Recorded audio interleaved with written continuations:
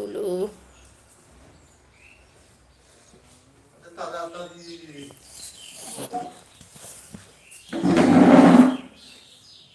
নয়টা বেজে গেল।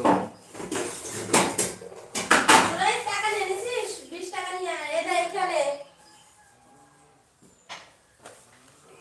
হুম? 20 টাকা নিছিস তোর আব্বুর কাছ থেকে নিয়ে আসবি 20 টাকা। হ্যাঁ। সেখানে ঘুমাচ্ছে আমার কাছে।